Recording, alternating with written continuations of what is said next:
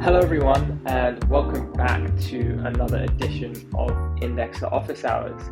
Today is the 25th of July and this is Indexer Office Hours 117. Thank you very much, Juan, for posting the agenda in the chat there. So, if anyone is new to Indexer Office Hours and I see a few new faces, this is the town square for ecosystem participants to come together and to discuss the most important and relevant topics for indexers. This is a conversation. We love participation. So at various parts of today's conversation, please do get involved. And if you'd like to do that, you're welcome to do that via voice or text. And if you're having any issues unmuting your mic, let me know and I will try to get that sorted for you. Just as a reminder, this is something that is going to be recorded and posted onto public channels like YouTube. So if you're concerned about privacy, please bear that in mind. And with that, let's get into today's agenda. So usually we start off with opening remarks. So I will do that today, which is a shout out for the 𝗨𝗂𝗧𝗂𝗧 podcast. This is 126 with 𝗨𝗀𝗂𝗧𝗂𝗧𝗂. So 𝗨𝗂𝗧𝗂𝗧𝗂𝗧 is the Chief Revenue Officer at 𝗨𝘀𝗂𝗧𝗂𝗧𝗂𝗧, which is a Web3 product development studio. And for some of you who have used 𝗨𝘀𝗂𝗧𝗂𝗧, just to let you know, this was built by them. And in this conversation, she speaks about her recently joining the Graph Council and talks a bit about her experience in the space and how she came to get involved in the ecosystem and in the graph. She talks a bit about her background at Multicoin. So if you're interested in Find Satoshi Lab, Marble, her role with the Graph Council, I would recommend checking out that particular episode. And I will grab a link right now and post it into the channel here so that everyone has access to it. So there we go. Wonderful. And that wraps up the opening remarks, and I will hand it over to Anna, who's going to take us into our Repo Watch section. Thank you, Abel. Hello, everyone. Okay, so going right in, today on Repo Watch in execution layer client, we have had a new release for streaming fast Firehose Ethereum. This is version 1.4.9. This includes some big changes. So the Substreams server now supports SF Substream cache tag header, which allows requests to choose the appropriate Substream state store URL. This will help consumers stay on the same cache version even when the data version is updated due to bugs or other reasons that could cause data corruption. This version also contains Substream scheduler improvements for parallel processing. So the Substream scheduler has been improved to reduce the number of required jobs for parallel processing, and this affects both back processing and forward processing. And jobs on tier 2 workers are now divided in stages, where each stage generates the partial state for all the modules that have the same dependencies. And substreams that have a single store won't be affected, but one that has 3 top-level stores, which usually would run 3 jobs for every segment, now only runs a single job per segment. There have been, in terms of how an operator would upgrade some of these changes, the substreams tier 1 and substreams tier 2 should be upgraded concurrently, and some calls will fail while these versions are misaligned. Some other changes here, so substreams has been bumped to version 1.1.9. The authentication plugin Trust can now specify an exclusive list of allowed headers. And finally, the Tier 2 app no longer uses Common Auth plugin. Instead, Trust will always be used so that Tier 1 can pass down its headers. And that's all we have from Firehose ETH. Let us know if you've tried this version. Moving on to the next, which is Avalanche. Here we have release number 1.10.5. Some changes here. It adds tracing headers to allow specifying headers to the tracing indexer. It fixes the API handler crash for lookup state and pre-state tracer, as well as the API handler crash for log edge cases in the call tracer. It it fixes some Go routine leaks, and it adds some peer clock skew metrics. This version again is backwards compatible with version 1.10.0. It is optional but encouraged. Then moving on to Arbitrum Nitro, here we have had release 2.1.0 beta 9. This release fixes an issue with message pruning, fixes loading legacy validation info, and adds a level DB backend for the data poster compared to the previous beta release. And that's all we have on execution layer clients. So going forward to consensus layer clients, here we have had a new release on Nimbus. This is release 23.7.0. This is a low urgency release, and it brings mostly optimizations, profit optimizations, capabilities to Nimbus validator client, and addressing risk factors that can contribute to poor validator performance. And finally, on Graph Stack, if you are at the last IOH episode, 𝗨𝗀𝗂𝗟𝗶 from GraphOps has presented a lot of changes with POI radio and subgraph radio. So just a reminder, POI radio repo has been archived in favor of subgraph radio. So on subgraph radio, we have had a couple of releases, but the most recent one is 0.1.2 and includes updating defaults, removing some old metrics, and just an update to Grafana dashboard JSON. But again, if you're using POI radio, that has been deprecated in favor of subgraph radio repo. And that's all I had for Repo Watch today. If there are no comments from anyone, I'm handing over to Juan. Thanks, Anna. Cool. So I'll just let you guys have a few seconds to have any questions. Although given that there's no one asking, I will assume that there are no questions. Cool. So getting into Perkle Watch, first of all, we have forum governance. We have JP51. There's a small update to the exponential query fee rebates for indexers. And a question, I think, from Derek regarding whether it's possible to start using the L2 transfer tools in testnet. I can actually answer that question. The contract changes as well as the subgraph have been deployed to testnet. And I think the UI has also been deployed, but I'm not entirely sure if it's still behind like a feature flag or something for non-admin users. If that's the case, I think it's just, it's most likely going to be, the feature flag is going to be activated for everyone really soon. I have no answer as to when, given that it's a UI thing, but the contracts are there, and I think with the index agent changes, you could probably use it from the index agent side. But yeah, it's going to be active pretty soon in testnet, if that's the case. Cool. So next up, we have forum research. Oh, yeah, mainnet. We're going to be talking a little bit about that in the next segments, I think. Also, we have Pablo here, so he will probably give you a better idea as to what's the current status. I'm going to be brief with the rest of Protocol Watch then.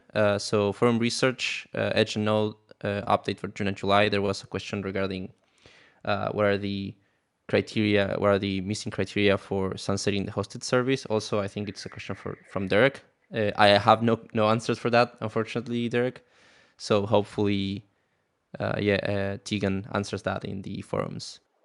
For the contracts, we have a bunch of updates to a bunch of PRs that were related to auto-transfer tools and all of the testnet environments that we use for testing. So yeah, getting closer and closer to the release. And then for the network subgraphs, we don't have any new releases. The new releases for L2 transfer tools on the different subgraphs are going to be deployed at the same time as we roll out the contracts. So yeah, that's pretty much it for Protocol Watch. So I'm going to be handing over to Abel now. Wonderful. Thank you both for your sections there. So I'm not going to spoil this. I'll let Tiago go straight into it. He has some exciting updates. So Tiago, if you are ready, fire away. Hey guys, can you listen to me? Yes, we can indeed. All right. So I've prepared some slides about the new changes to indexer components regarding the L2 support. And I would like to share them with you because it's going to be the core of the next release. I think I can share my screen here. Can anyone see my screen? All right. Yes. Yeah, I think I've sent Abel the presentation link in case anyone wants to follow it along.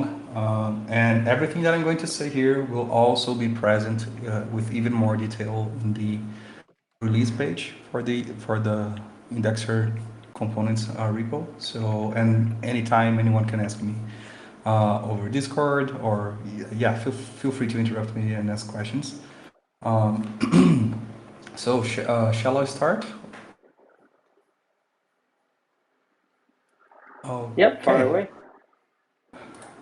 All right, so this is like the initial overview of how we see a representation of how the indexer components run in this current state. So the indexer component stack is primarily made of the indexer agent connected to Postgres and broking contracts over a protocol network. In this case, I've shown mainnet, and we can also see the indexer CLI and indexer service also interfacing with the agent.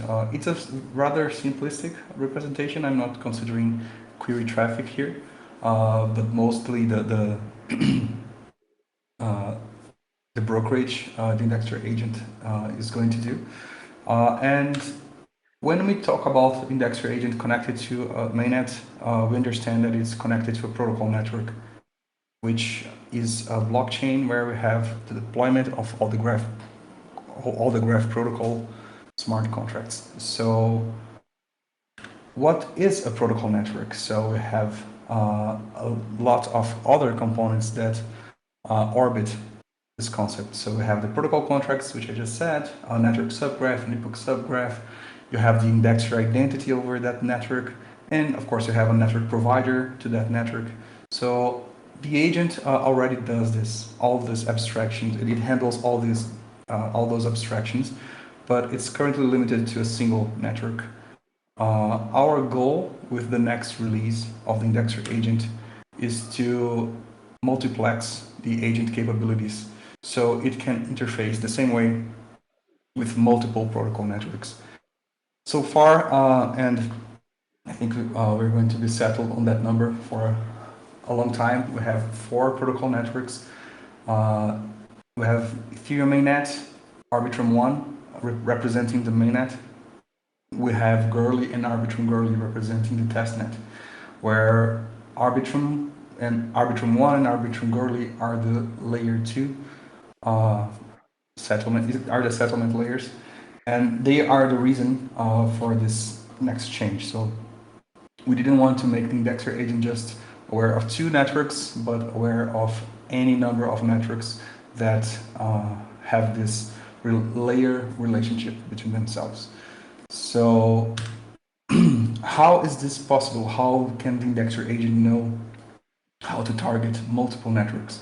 So the most significant change from the development perspective is that we added a new column called protocol network to all those database tables. I'm not sure how many of you are understand what tables are present in the database, but this is like a lot of tables that will be contextualized by their protocol networks. So actions will target a single protocol network. Indexing rules, they target a single protocol network. And with this change, we can have multiple rules for multiple networks. The same for POI disputes, vouchers, transfers, receipts, and allocation summaries. So we're going to add a new scope to all of those tables. And the big question, how to enable multi-network support on the upcoming Indexer agent version. So to start, we have to set this Indexer agent multi-network mode environment variable to true.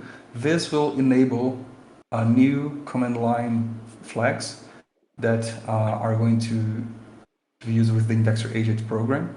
So yeah, first set the environment variable, then you specify a directory of which will contain one YAML file for each protocol network. We call them the network specification files. So if I'm giving an example here, let's say I want to have an agent that will operate on 𝗨𝗀𝗧 and arbitrum 𝗨𝗨.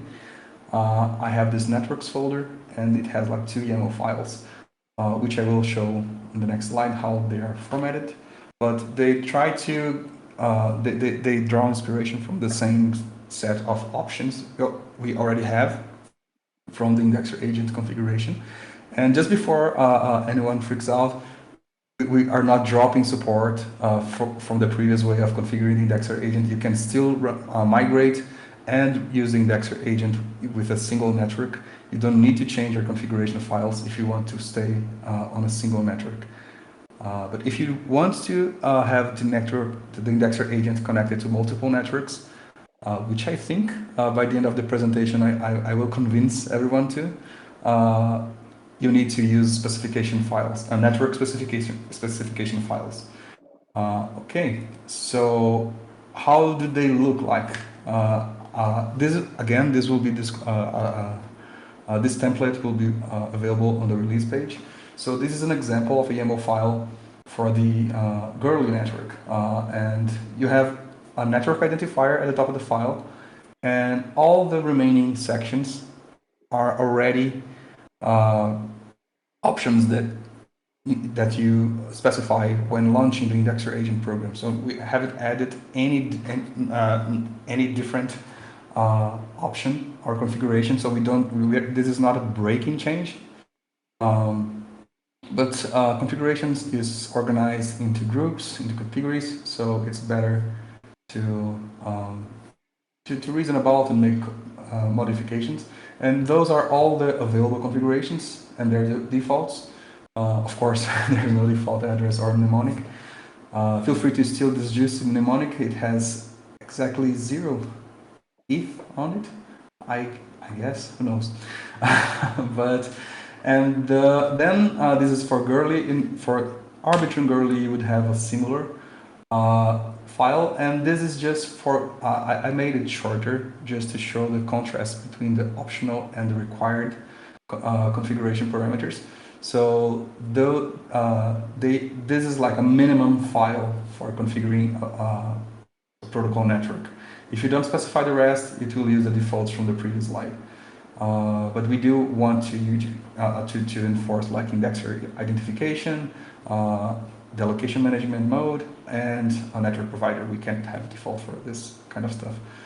So yeah, and okay, before I dive into the database migration plan we have, does anyone have any questions about the YAML-based configuration? I'm just asking because I don't know how many of you are aware of this, but even now the Indexer agent can be configured with a YAML file. So this is not something new, because everything you specify in the command line or bash script through environment variables could also be configured as a YAML file. So we're just extending the concept for configuring protocol networks. But yeah, I can talk more about this later. So okay, before we proceed, we have a problem. If we have a database that needs to be migrated to get a new protocol network column, how do we do this migration? How can the agent infer which protocol network the existing data refers to? So we have a problem here. And the solution we came up is, oh, and a disclaimer, always back up your database before running any migration. I will share the details on how to do database backup in the release notes if you have never done a database backup and restore.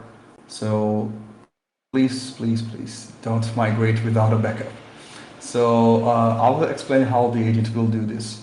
So let's say by now I understand no one is running the agent with multiple networks. So everyone has a single network. You have either agent running on mainnet or on 𝗨𝗀𝗧𝗧 or on 𝗨𝗏𝗀𝗀, and there are different stacks, there are different databases connected to the agent. So the migration will require that on the moment you first run the migration, the agent should be either like an empty database, you're starting the agent from scratch, you don't have any rules, you don't have any vouchers, which is not like the most cases. But what I think is the most cases is that you have just a single network configured.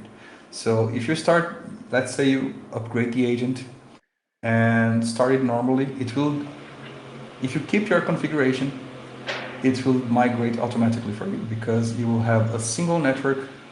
It will understand you have a single network configured, and it will automatically assign every piece of data in those tables to the currently configured network. So if you want to keep your database for mainnet, you will run the agent for the first time in the new version with just mainnet configured as your protocol network. And I also added a note there, your current single network configuration will work just fine. So for this migration step, all the thing you need to do is just not change the configuration files yet. So and after the migration is done, then you are free to add multiple networks to your configuration, to change your configuration, and the database will already have a new protocol network column that will enable you to have multiple roles for different protocol networks. So you can have a global rule for mainnet, you can have a global rule for 𝗨𝗏𝗀𝗏1, you can have vouchers and etc. And this is also the case if you want to run mainnet and testnet. We had the MIPS program a while back. If you ever need to run on testnet, you don't need to change your indexer agent stack. You don't need to add extra pods or deployments. Your infrastructure could be streamlined to just a single indexer agent and database. So this is very important. This slide is very important because the only problem that might happen here is that the agent that at migration time, if the agent detects that you have more than one network configured, it will just refuse to run the migration and the program will stop. That's fine, no data will be changed, the migration never happened, so there's no data lost in this. It's just like the agent won't start if you don't migrate it right. So this was a tough decision. We know it's not the best experience, but it was like one of the only ways we could figure out to tag the data, the existing data in the database. So, but anyways, I hope everyone has backs up their database, and I'd love to help if anyone needs any support doing this. So yeah, this is just for a one-time event. So your database is migrated, and now you're ready to roll for multi-network. Okay, so what changes after your indexer agent has been configured to roll with multiple networks? The first thing you'll notice is that the agent will start doing all its operations that it does for a single network. It will do it for 2, 3, or 4 networks that you configure it to run with. So it will check balances, it will check network subgraphs, it will do all its thing, but it will do it differently. There are some API changes, of course, because every tool that interfaces with the agent needs to specify a protocol network in some cases. So most of the interfaces were refactored either to accept the protocol network as a filtering parameter when selecting or reading data, and it requires it as a mandatory argument when mutating data and state. So if you want to create a new indexing rule, you need to specify for which protocol network does this rule works for. And every time the indexer agent itself creates actions, every single action will be assigned to a different, not to a different, but to its own protocol network. So and during operation, it will do, let's say that the indexer agent will send a transaction batch to close some allocations on mainnet and on Arbitrum1. So it will do it separately. So it will select all the actions from mainnet. It will select all the actions from Arbitrum1. It knows how to route, how to interact with mainnet using your indexer credentials for mainnet. It knows how to do the same for Arbitrum1 using your provided credentials and JSON RPC endpoints. So internally, the agent is already doing it, but any tool or any other stuff that interacts with the agent will also need to abide the same context changes. So what changes is for the indexer agent GraphQL API, a lot of types, enums, queries, mutations now either offer the protocol network string as a filtering parameter or have this as a non-nullable field. So you will see that protocol network return on every data you query from it. And sometimes when you try to mutate it, you need to specify which protocol network it will target. For indexer CLI, we follow the same philosophy. So if you're just selecting data, probably you won't change much. All your, for instance, the indexer rules get all will work the same. It will bring back all the rules from all protocol networks. You might see that there's a new column to that already large column that gets displayed over your terminal. There will be a protocol network with the name of the chain. And just for out of curiosity, you could either use the human-friendly name like girly, or you could use the CIP2 ID name like EIP 155:5 or :1 to refer to your network. Either way would work. And let's say you want, just closing this parenthesis, if you want to get all the rules for a specific network, you can slap like -- network and the network name, and it will filter the selection for all the network, for the network you're interested in. Most commands follow this philosophy. We're still working on some more complicated indexer CLI commands, not to require this for selection, but indexer rules, allocations, actions, they're all follow this principle. The only exception is the indexer allocations command, where the network name is not an option, it's just a positional argument. And I'd like to thank a lot for Pain and Steak Machine that helped us testing this a lot and extensively, so it could get like a very a user experience very close to what we already have. So so be advised that the indexer CLI might prompt you for more context about the network whenever you're trying to issue a command with it. So I've also noted there that there will be a full reference for every command that changed in the release page. Every GraphQL endpoint that changed will also be there. So the changes won't be much different from what you're seeing, but I will show you every single endpoint that changed. So, okay, our last but not least, we are all interested in how the automatic allocation transfer would happen between L1 and L2. So this feature is currently under testing. So I don't think it would change a lot, but this is like an overall view of how it works. So, and we're not doing this without some kind of configuration or confirmation. We are working on using an environment variable to toggle this automatic allocation transfer. And after this slide, I will talk briefly about manual allocation transfer. It's not something we are think would be the best user interface, but we will have automatic and manual allocation transfers. But let's talk about the automatic allocation transfers, which are like the most prominent feature.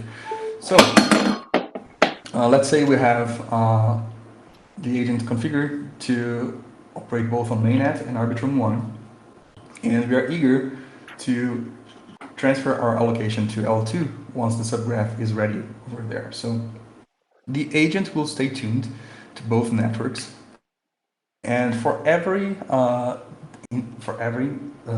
index subgraph that it finds on graph node, it will check if it has been transferred to L2.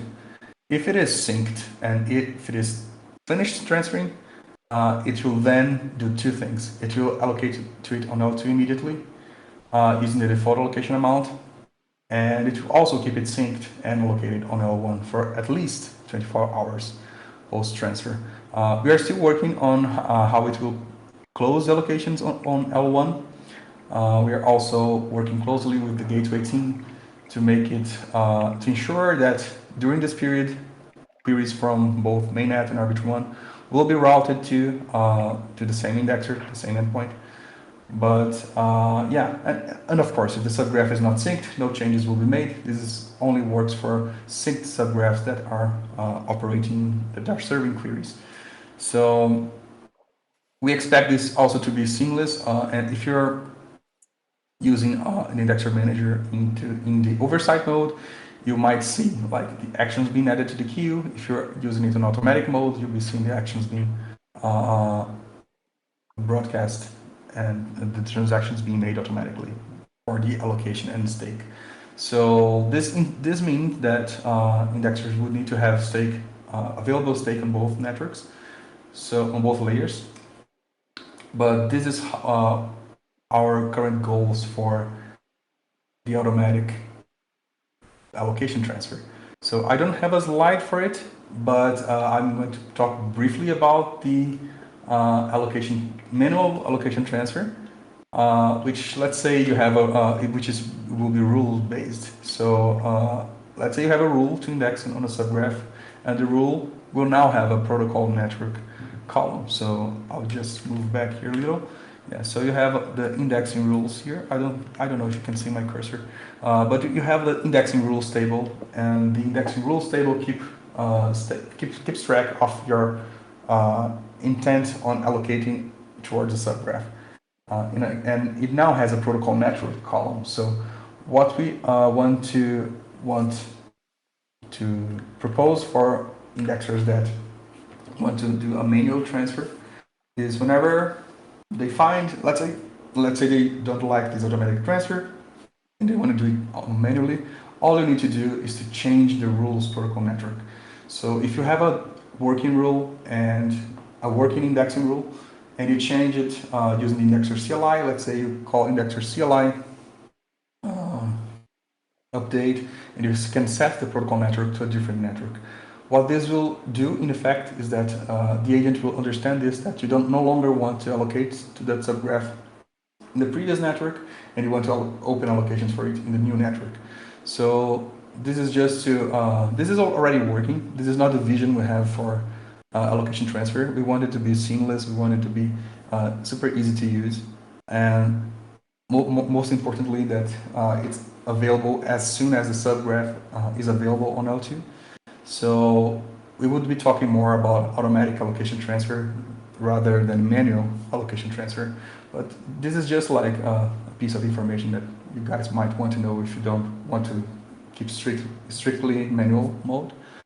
So yeah, okay, I think that's everything I had for today. I understand that there might be lots of questions. I wasn't reading the chat, but anyone wants to comment on something, wants me to explain something in more depth or something like that? Yeah, one question that Mark just asked, I had the same question as well. So when we're placing an auto allocation for an L2 migration or transfer, will we be able to set a specified amount, say like 1 GRT, which we can then adjust as soon as the next epoch starts? Yeah, if I'm not wrong, I think Indexer agent will have like two global rules, which are the default rules. I'm saying two is one for mainnet and one for Arbitrum one, for instance. So every protocol network will have its default rule, and this default rule will carry the value, the minimum allocation value or the default allocation value for that network. So if you want to have different default allocation amounts for different protocol networks, that's possible, and you just need to set uh, those global rules with those values.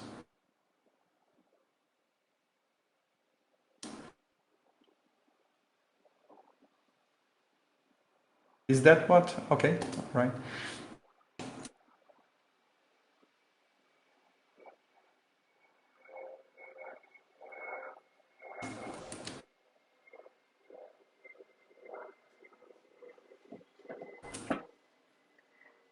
There's been Mark. Any more quite. questions? Oh, Yeah, Mark also asked in the chat if you could describe how the multi-network indexer service endpoint will. Yeah, for now, we expect the indexer service to have indexers to have one process for each indexer service. So if you're serving two networks, you would have to run two indexer services. The indexer service wasn't a big part of this change. We have different plans for indexer service future. So the expected way to run this stack would still require one indexer service per protocol network. So yeah, they are separately configured. We do want to in the future to make the indexer service also use the same protocol network configuration files if it ever comes to serve multiple networks at once. But yeah, indexer service, yeah, it's not changing much for this release, but I think we're going to touch it very soon so it can adapt to this change, to this context of multiple managed networks at once.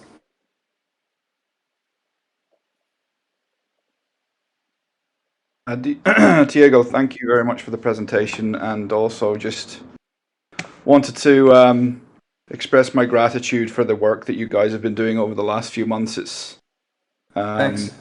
I've been watching you guys on the repos, and I know you're very busy making this all happen. And I still remember that first IOH where you asked the question, or someone asked the question of, oh, would you guys use a dual network indexer, and you made it happen.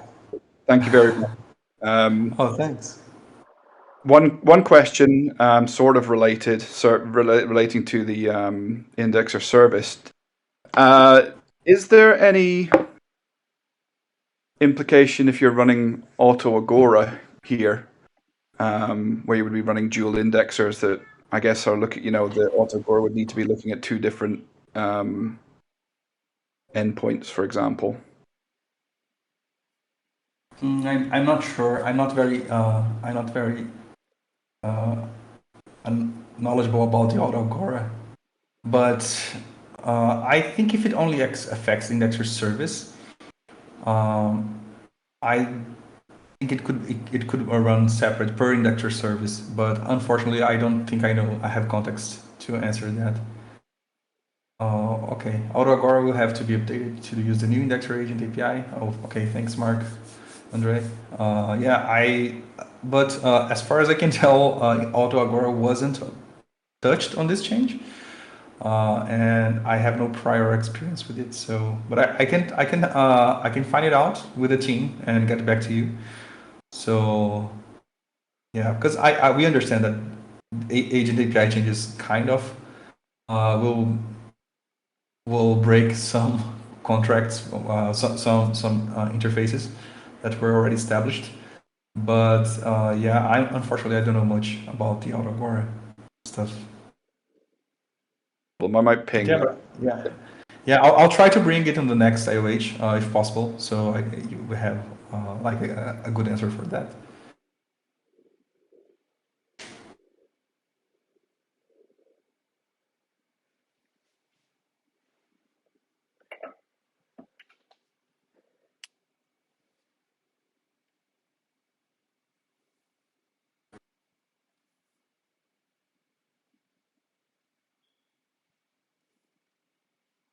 right. Any other questions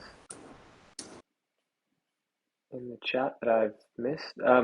State Machine is asking a question, just in case maybe anyone knows. Yeah, about merging graph nodes and indexers. So about the indexer agent database, we don't have like a merge plan for. I'm aware that some indexers were running two stacks of indexer agents, one for L1 and other for L2. But I don't know how this will reflect on GraphNode.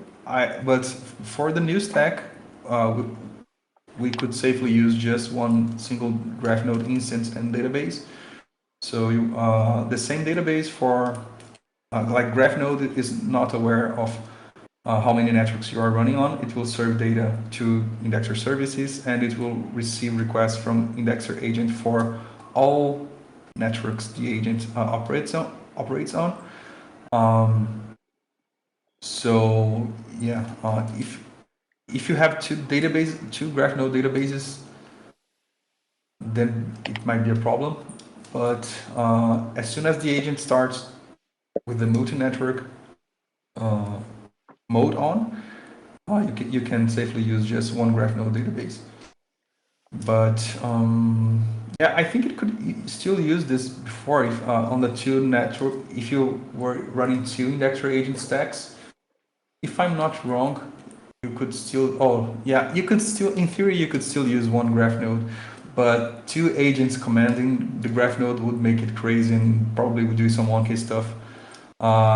That we are not allowing this on this change. So even though the agent will poke graph node with reconciliation, deployment reconciliation from multiple networks, when allocation transfers from one network to another, graph node won't be touched, won't be disturbed by this change. So the agent has a final step where it consolidates all the deployments from all from allocations from all protocol networks. Sorry. So the agent knows, okay, I have this many allocations on this many different subgraphs, but it consolidates that, it remove any possible duplicates and sends to GraphNode just once. So it won't be making GraphNode crazy by saying, okay, remove this deployment and now deploy this same subgraph again and stuff. So the agent will try to be cohesive and maintain consistency regarding which deployment should be syncing on GraphNode.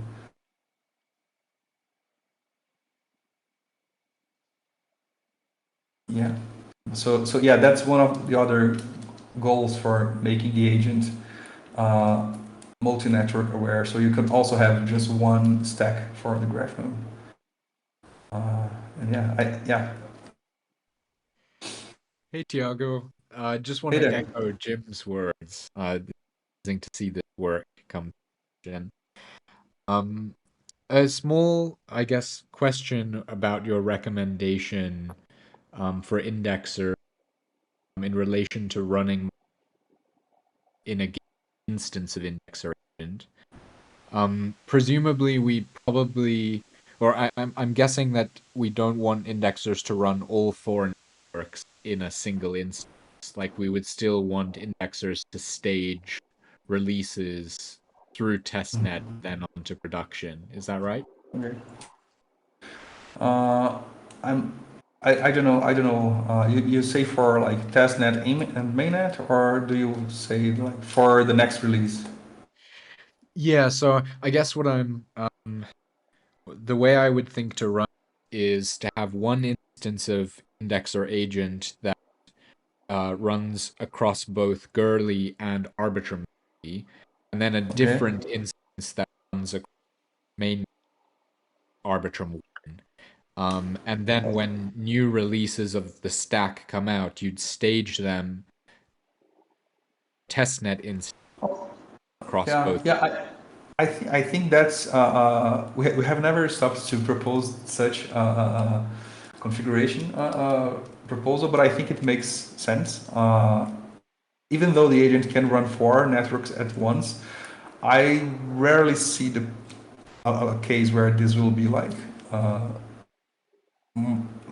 more viable than running just like separate for testing and staging purposes. So yeah, I think you're right. I think that the only case where you would pick your mainnet agent and add _𝗀𝗟𝗓 to it if you need to try something really quick on testnet and you don't want to, that's not related to the agent version itself. But from a release process point of view, I think your vision is the most safe. And so you can really get stuff tested before on testnet before you hit mainnet.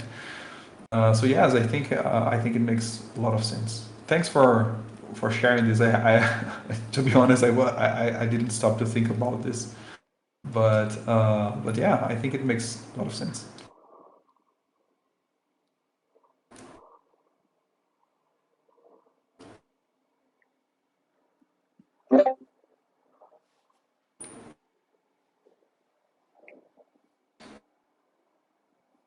I think that the only drawback from that is to have two graph nodes. If you are interested on having a single copy of the data, because if you have two different stacks of paired network agents hitting the same graph node, you will run into the same problem as before. But I think it's okay to have like maybe throw. I don't kill me for saying this, but a throwaway testnet graph node for some types of tasks. But I don't know. Maybe in the case of an event like MIPS or something, I think it would be pretty okay to pick a mainnet agent that is paired over mainnet and Arbitrum1 and append _𝗀𝗓𝗓 and Arbitrum _𝗀𝗓𝗓 to it. So we're not talking about release testing, but more like just simply operating on testnet, if that's something of interest.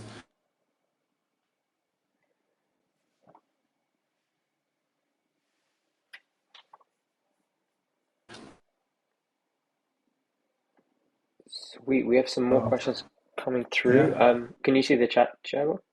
Yeah, I've seen Derek's message. So we are currently using two different agents, mainnet and Arbitrum, which communicate to a single graph node. Is that not recommended? I think Hope has some experience with this, and from some reports, I know that agents can send mixed signals to graph node regarding deployments and starting deployments and removing deployments from graph nodes. So yes, because those two separate agents aren't synced, they don't consolidate allocation decisions, which will be converted into deployment decisions. So I think this could be troublesome, because let's say your Ethereum mainnet graph node is running a deployment, and the indexer agent from Arbitrum1 doesn't have that deployment on its deployment list, but checks out that the graph node has that deployment. So the L2 agent will say, hey, we don't need that deployment, so just remove it. But the L1 agent is counting on it, and I think it could get in some weird state where it's like having two different bosses telling you to do stuff, and they might not agree all the time.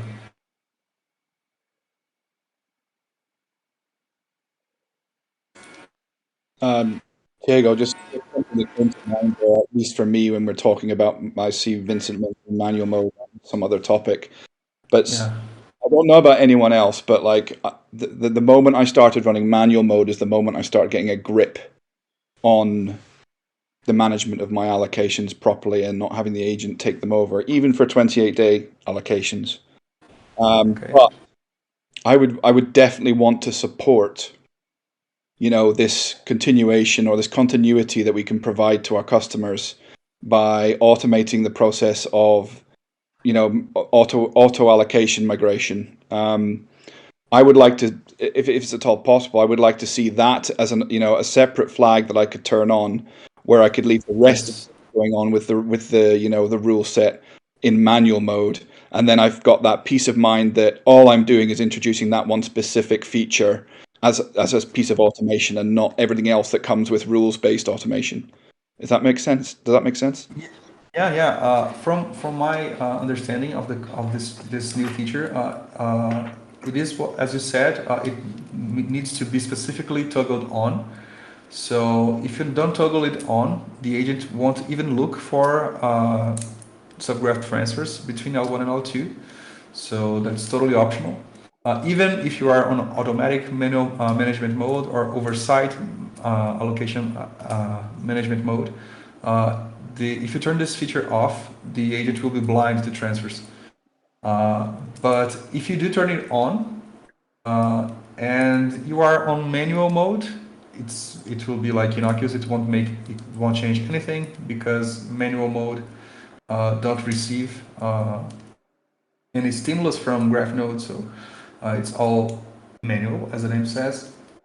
If you're using oversight mode and this feature is toggled on, what you would notice is that the agent would queue actions to allocate on L2, and at some point in time queue actions to close allocations on L1. So, but still, on oversight mode, you will need to authorize and to approve those actions so they ran on the next cycle. And last, if you run on that automatic allocation management mode, then the agent will do all the transfers for you. So I think there are lots of different levels of control there. And if you prefer to do this strictly manual and you don't even want the agent to check for transfers, that's still doable. So it's just don't use this. We are not, as I said before, we are not dropping support for anything manual mode related. So indexers can still use the agent the same way they used before. So. Great clarification, thank you. Yeah. Pablo is giving some great advice about if you're going to do it manual, there are some important stuff you need to take care about timing. And said the most important thing to avoid subgraph downtime is not closing the L1 allocation immediately. So manual mode probably does this anyways, since you won't be closing them so quickly. Yes, Pablo. I think that if you're doing the transfer on manual mode, I think you first open on L1, wait some time, and when you're ready, you issue the command to close on L1. So, but it is important for the operator to take that time into account. So, yeah.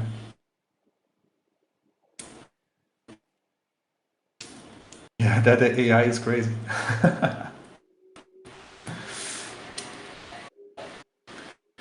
I'm not sure which subgraphs we can play with transfers and testnets, but I think that I'm about to learn that soon, and I can share with everyone else because I will need to do this kind of test probably today or tomorrow. So yeah, I'll ping Pablo after this, so we can maybe Pablo, maybe one can have some test subgraphs that would be good targets for this kind of experiment.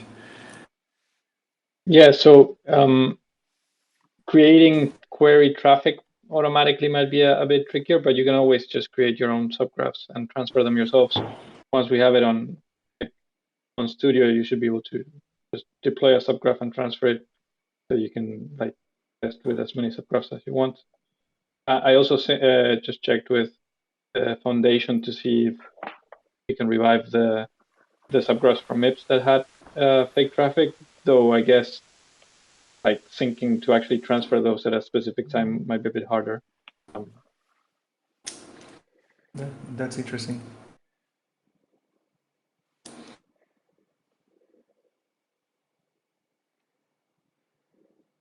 Any more questions?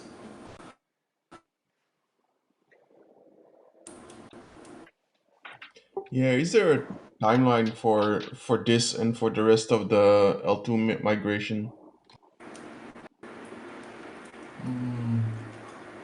I think this depends on many different aspects of our protocol, but as far as I'm aware of, I'm planning on finishing the release for the indexer for the indexer components, maybe in the start of the next week or a time very close to that.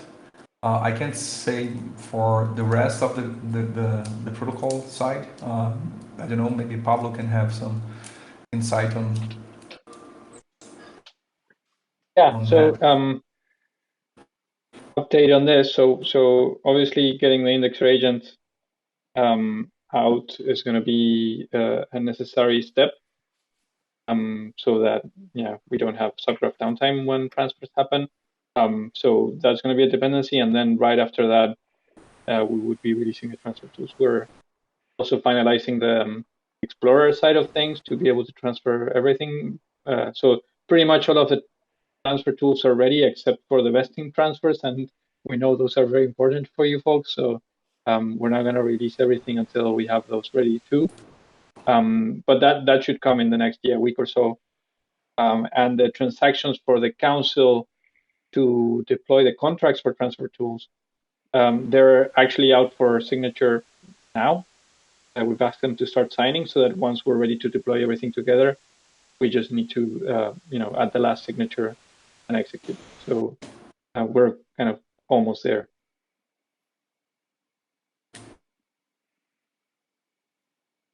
So do I understand correctly that basically next week everything is ready to go, and that in 2 weeks' time we are looking at the next step in the reward migration, or is that not the correct understanding? I mean, for me, I understand that all of this is very complex and takes a lot of time.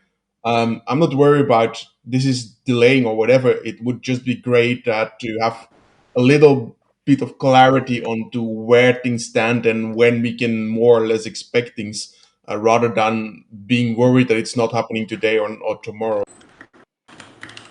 Oh yeah, that's very valid concern and very good feedback. Thank you. I mean, yes, expect this very, very soon. So as soon as the indexer agent releases out, a few days after that, we'll have the release of everything else, like contracts and products and everything. And then the rewards increase in Arbitrum should happen 2 weeks, around 2 weeks after the release of the transfer tools. So it's indexer agent, transfer tools, and then rewards in that order. And they should all happen like indexer agent and transfer tools in a matter of days, and transfer tools to rewards increase is 2 weeks, at least, maybe like a little bit more. We'll start posting a bit more on Discord about this in the coming days, since we're so close to the finish line. It's a good point that we should keep you a bit more updated on how this goes. And this is for Pablo. A small caveat. I think, correct me if I'm wrong, but the vesting contract thing that's missing is mostly for moving vesting contracts from L1 to L2. It's not, as I put it in my comment, it's not gonna affect anyone with an indexer that's running on vesting contract funds that wants to move the indexer to L2. I think that's gonna be available from the get-go, right? Oh no, everything will be available from the get-go. That's what I meant. So it's the part that is still being developed, but we won't deploy to we won't deploy to mainnet without having that. Gotcha. Because if you're an indexer running from a vesting contract, you will need to first create your L2 vesting contract using the transfer tools, and then transfer stake. It's two steps. I mean, it's got sub steps, but it's two like broad steps.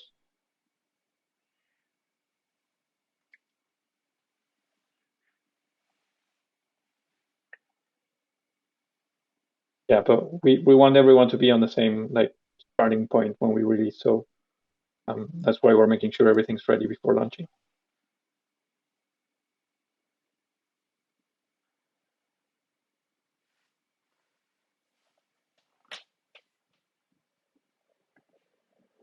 Wonderful. Hopefully that satisfies your question, Cohen. And yeah, it's really exciting to see everything come to fruition. So yeah, appreciate the update there, Thiago and Pablo. We have some additional questions here. So we got one from State Machine, and then I think we also got one from Marc-Andre as well. Let's see.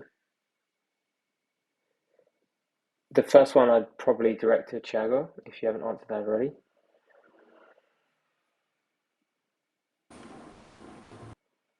Which one? It's a question from State Machine asking, is it correct that we need to be running multi-network agent to be able to use transfer tools? I'm not sure.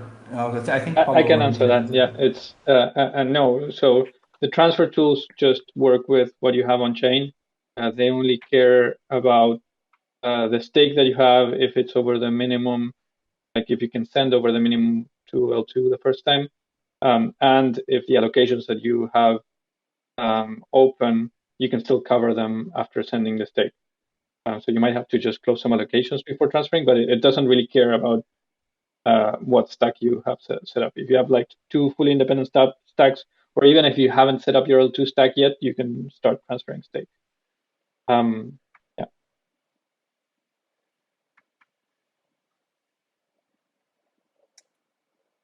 Fantastic, thank you. And then Marc-Andre asked, there is still an expectation for fully vesting contracts, and then and it seems like yes, I can answer that too. So for fully vested vesting contracts, you still need to do 2 steps, but the first step that you do instead of creating an L2 vesting contract is just setting what your L2 address is going to be going forward. So you can only do that once, and that defines what your L2 indexer address will be.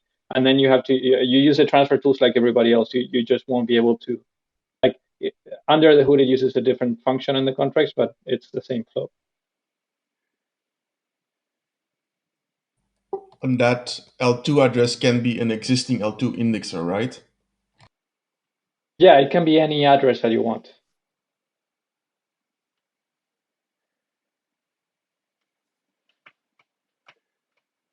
If you want, I can answer the other question. When will L1 be winded down? yeah, sure. The answer to that is we don't know. So 𝗨𝗂𝗂𝗧 shows the path from where we are now to 100% rewards in L2. But the last condition is most of the subgraphs need to have transferred to L2. So it will depend on how long it takes for that to happen. So we might be on, like, we might leave 5% of rewards in L1 for a long time if it takes longer for everybody to move over.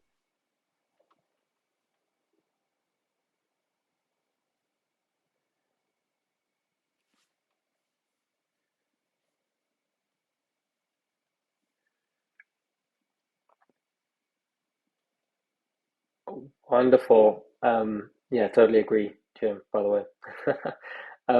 Wonderful. So if anyone has any further questions, please do type away in the chat and we can see if we can get those covered off. If not, then I will take this opportunity to wrap today's conversation and thank 𝗨𝗂 and also Pablo and all of you here for attending today. Yeah, we very much appreciate it. Hope you guys have learned a lot today, and we look forward to hosting you all again at the same time next week on Tuesday. So take care, everyone, and we'll see you next week. Bye-bye. Thanks, everyone. Thanks, guys. Bye-bye.